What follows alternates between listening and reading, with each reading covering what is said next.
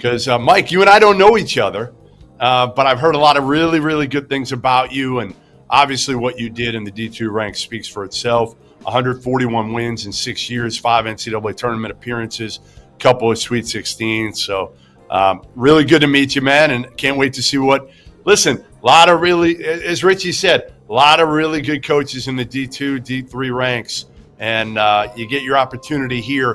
What's it been like? Because, again, I don't know if you go into that thinking I'm ever going to have a chance at getting a D1 head coaching job. What was it like when you got the call that you were going to be the guy at Cal Poly?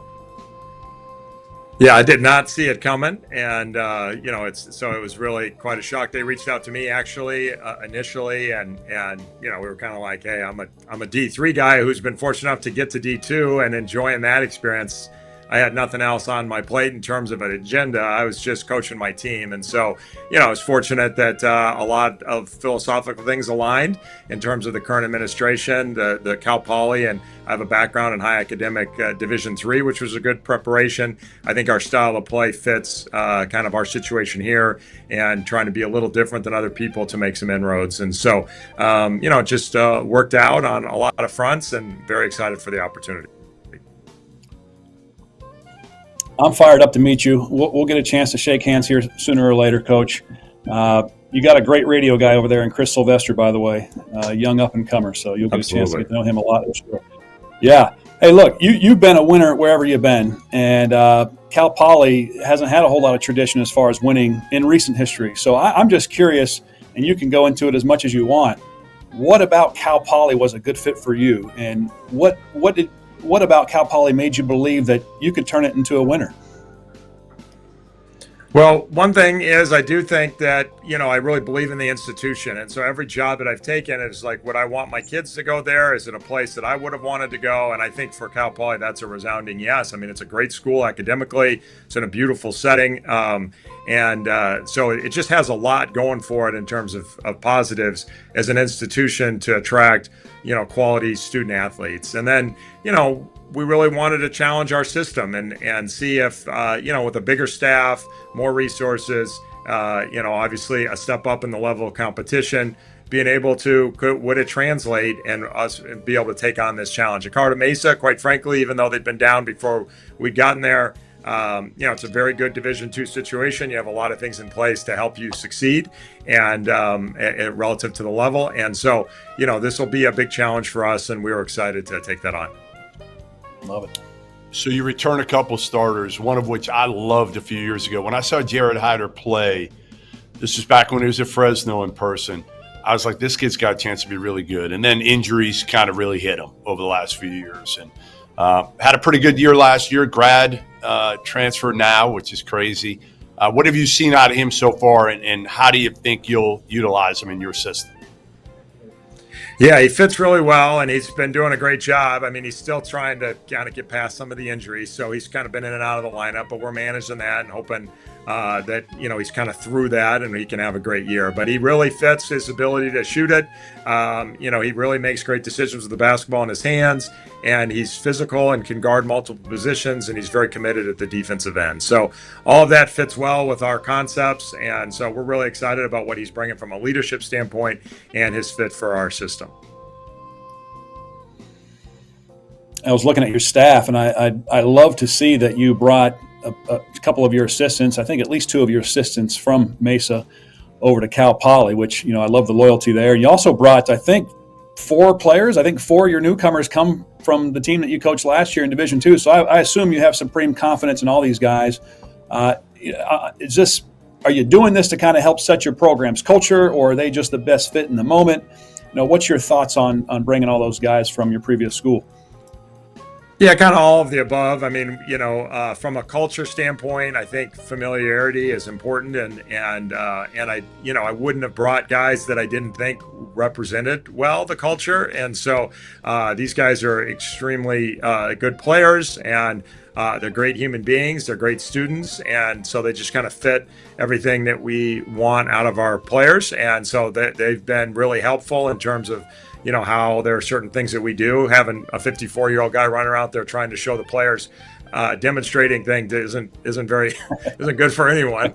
And so to actually have some guys that have been in our concept and understand it will be really helpful to us and have been. And then these guys are all high level players, and they've all been all conference or at least as in Division II. And as we've seen the transition with the transfer portal and how many D2 guys are going off and doing really good things in Division I who are all conference level players in Division II. So we definitely think that they'll be major contributors for us as well. Listen, I think you're selling yourself short about a 54-year-old. I've heard you're in pretty good shape, that you've got a crazy dietary routine that includes tea and chocolate at about 1 o'clock or something to that effect. Explain to me what is going on here and why your staff, I think, can't pitch anything to you until after you've had your tea and chocolate. Yeah. Yeah, well, Kyle Bourget you've been talking to, and he learned from my kids, my personal children. I have 4 kids, and they would joke about it's just wait until after lunch. And so about a decade ago, I got into intermittent fasting, and so dark chocolate was one of the things that's good for you. And so I kind of implemented that into kind of a post lunch snack, and it is kind of my happy time of the day. And so Kyle's right that if you catch me right after that, I'm usually a little bit more agreeable. So I heard it's nasty. That's funny. Kyle and I've been together for a long time. So he said this chocolate is nasty. It's absolutely disgusting.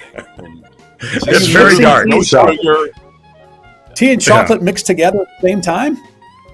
No, I just kind of eat part of a chocolate bar with tea and with hot tea, and the combinations sort of play off each other. But people try the chocolate; it's like 90% dark chocolate, and people think I'm nuts. So, but yeah. So, anyways, I do. As you age, you start to get more comfortable with who you are, and so this is something I found that I liked. So nobody really gets it though. So. So the headline will be new coach at Cal Poly gets hangry if he doesn't have his tea and chocolate every afternoon. That's exactly right. That's exactly right. Cool. Well, hey, so you know far too much about last year's team there at Cal Poly, and you guys were so good and efficient offensively where you came from. I mean, last year's group, I think they were losing games by over 10 points a game and getting out rebounded by 7-8 boards a game and throwing the ball away quite a bit and giving up a pretty high shooting percentage. I'm curious how you guys are going to play. My understanding is you like to play with a barrage of three-pointers. You like to get up and down. You like to hoist it up. And I know Cal Poly, it's a unique place. It's such a great academic school, high academic. You got to have a niche to be successful at Cal Poly. What's that niche going to be for you? Yeah, we're definitely going to play fast, and we've really followed the analytics. And so last year, we shot the least amount of 2-point shots in the country at Division II, but we led the nation in 2-point field goal percentages. So if we can get to the rim and finish, we will. If we can't, we're kicking it out and spraying it out for threes. And we've gotten very committed to that, and we've kind of, if you will, our offense is a little bit like the air raid in football, is that we're going to use the 3-point shot to set up the 2-point shot for us, whereas traditionally you've been run team set up the pass, air raid you use the pass to set up the run. And so we definitely want to be this threat at the 3-point line, but ultimately we want to get the ball in the paint and we want to get layups. But if teams are willing and wanting to rotate and take those away and put 2 on the ball, we're a very willing team to distribute the ball. So we're a high assist team. We play with great pace, and we're willing to let it fly, to pull the defense out, to open up the paint. And so all the analytics in basketball that we think are the most meaningful to winning, that translates very well with this style of play.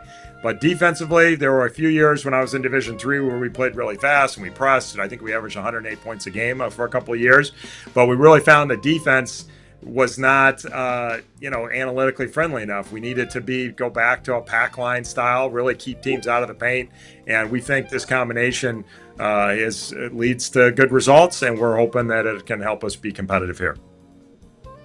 As Richie said, you brought 4 guys over with you, one of them being Mac Reneker, the Defensive Player of the Year last year for you. What's he going to give you? I mean, obviously he's a guy that knows you, and all those guys know you, so you're going to have an advantage as a new coach and a new program that a lot of coaches don't have around the country. But what specifically will Cal Poly fans like about him? Well, he plays pretty much anybody who has any history in coaching the game, any game. My dad was a football coach. He's my dad's favorite player. Anybody who's ever been around sports and loves somebody who competes, Mac is their favorite player that they've ever seen play. I can't tell you how many people have told me that. And he just plays incredibly hard. He's been a guy that can guard all 5 positions. He truly at times was our best defender at all 5 positions on the floor. And so he's just a tremendous athlete. He's physical, he's tough. He just plays his tail off. And then he's a very difficult matchup. He's really, honestly, been best. Now that we'll see if this translates or not. He's been best at guarding 5s. They just have a really difficult time entering the ball on him. And he's undersized in there, but he just plays so darn hard. It just makes it really hard on those bigger guys. And then he's been a very difficult matchup at the other end. He's just got a great first step. He's just a willing distributor. He's a great finisher. And he's an inconsistent three-point shooter, but he always makes enough to keep teams honest. Well, listen, Mike, we appreciate it. Great getting a chance to talk to you here on the Big West preview, and look forward to seeing what you can do this season. Obviously, the good thing, Mike, like, you can't go down. I mean, they didn't win a league game last year, so you're going to go up no matter what. So. But now I want to welcome in our first guest of the day, and I'm really excited about this one. We got Cal Poly head coach Shanele Stires coming in. Here she is. We are so glad to have you on. How are you doing? I'm doing great. Thanks for having me. Absolutely. Very excited to pick your brain about everything right now. First, I want to start with the fact that you guys made the WNIT last year for the first time in 10 years. You returned 3 starters from that squad, right? So how do you go about building on that success from last year? Yeah, I think continuity from year to year is something that obviously we're striving to play at a really high level. We've obviously got a super competitive conference, but I think when you have players that have played in the postseason, that have, that kind of experience on your roster, it's something that you can really lean into. And our returners have just been tremendous in terms of setting the tone this fall and really helping a lot with our newcomers. So, Annika Shaw, Sydney Borland, Sierra Lickey, they've been tremendous, but we've got some really great young talent on the roster too. So we've got a nice mix of old and a nice mix of new, and we're trying to figure out, how we're going to play our best basketball in March. Shanele, first of all, I got to let everybody know, you and I go way back. All right, let's go back to San Diego State for just a split second. Right? Just a split second, Shanele. And I see you and I meet you. I'm there at San Diego State. You get hired on, the staff there. It's just instant energy from Shanele. And I'm telling you, I could walk anywhere on campus and it would be like I could hear Shanele wherever you were. But you bring this energy about you. And your athletic director, Don Oberhelman, told me the day that he hired you, it wasn't shortly thereafter that you came to campus and you were getting moved in and you were getting your staff hired. And he said, I don't know what was going on, but all I heard was laughter and whooping it up down the hallway. And he said, oh boy, what are we in for? So I know there's a lot of great energy that you bring and passion, a former ABL and WNBA player yourself, of course, Minnesota Lynx. Shout out to you on that with where they are right now. I want to understand your passion for this game and what you're trying to instill with your players. Yeah, Tammy, first off, when we met, all I heard about was how hard Tammy Blackburn worked and like the legacy that you left at San Diego State. When I got to campus there, it was unbelievable. So, you mentioned energy, and I think that's something that as a coach and as a coaching staff and as a program, that's something that we really pride ourselves on. We're really trying to instill in our young ladies not only an incredible work ethic and incredible standard of high performance, but we're really trying to max out playing the best team basketball that we can. And I think that's really what drives me, and I think that's what drives our ladies and our coaching staff. Like, people say it all the time, but I think it's one of the most understated and hard to catch things in what we do, which is great teamwork and really high performing teamwork. And that's really what we're after. And right now in the fall, what I really like about this group is we've got a ton of young ladies that have really, really high character. They've got incredible work ethic. They're bought in wholeheartedly to, our virtues, our values, our results. Everything that we do is values driven. And, I'm really, really excited headed into year 3 to see kind of what that looks like when you really mesh, some really nice seasoned older players with a really talented group of young players. So it's going to be a lot of fun, but it's also going to be really challenging. As we know, the Big West, there's no easy weekends, there's no easy games. So we've got our work cut out for us, but that's why you do it, is because you really want to make sure that you are pouring everything that you can into your players at this time of year, and giving them everything that they need so that they can be successful on the court. Absolutely. You mentioned how you have a good mix of veterans and newcomers in the squad, and obviously you do return a lot of big time pieces, but you also lost Natalia Ackerman, who was named to the first team All Big West, leading scorer, rebounder. That's a pretty big piece, right? Yeah. How did you go about attempting to fill her role and her production? Well, I think that's a great question, and that's really the question that I think has hung around the athletic department all offseason, is how do you replace somebody who is an all-conference player, who was really who you leaned on in tough situations, who you tried to figure out how to get the ball in situations, late game situations, who you kind of leaned on when nobody else could really get it going. And I think, the simple answer is we've got to kind of do that by committee. Everybody's got to, the aggregate of 1% or the aggregate of 5%, where we've got to really get a little bit more efficient on the offensive end, because we're probably not going to play exactly how we played last year, where we really tried to lean heavily on her to get us going offensively in particular. And then obviously she set the school shot block record, so she was a fabulous defensive anchor for us as well. But, because we have so many, like you mentioned earlier, because we have 3, great returners that have a lot of postseason experience now, it's really, really been fun to see them grow and kind of take the next step.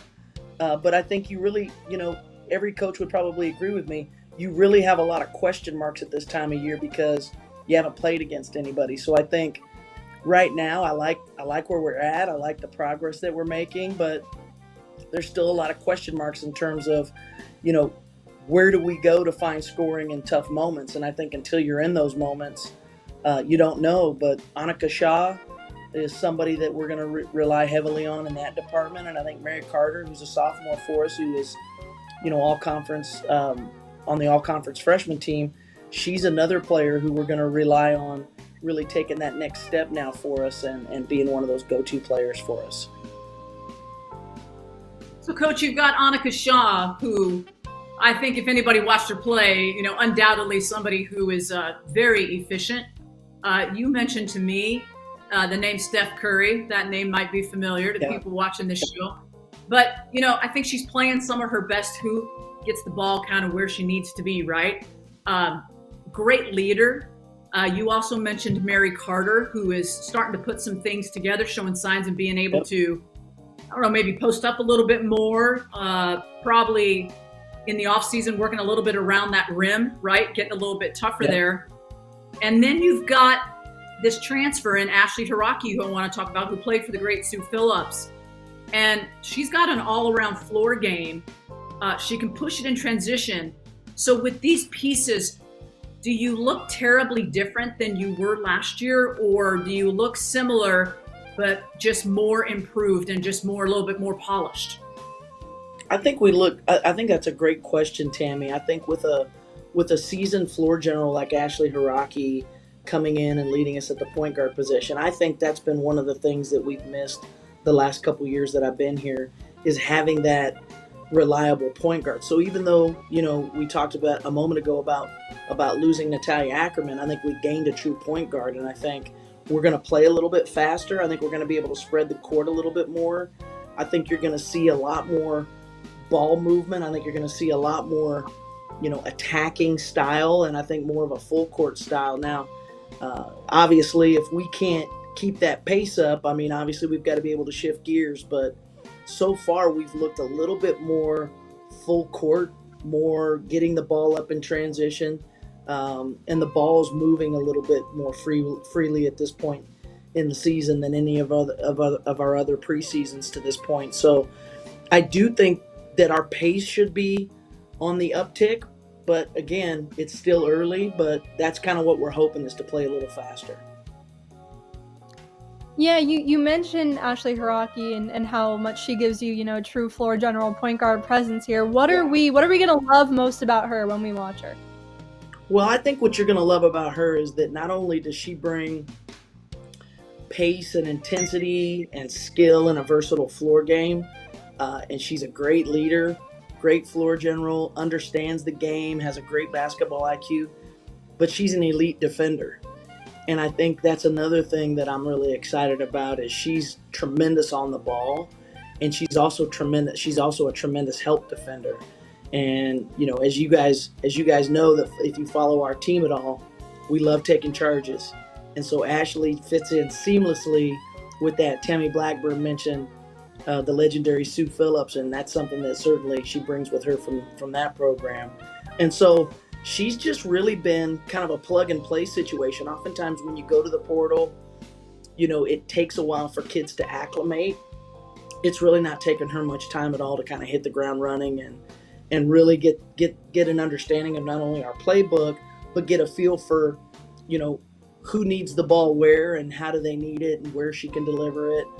And so it's just been really seamless to this point. And she's somebody that I think Big West fans, Cal Poly fans are really going to enjoy watching night in and night out.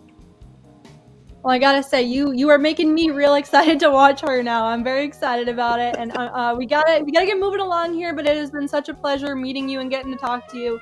I'm really excited to see what you guys do this season. So thanks. Go so get much it, Shanele. We sure will. Go We get sure appreciate you guys. Go Big West. We appreciate y'all. Go Mustangs.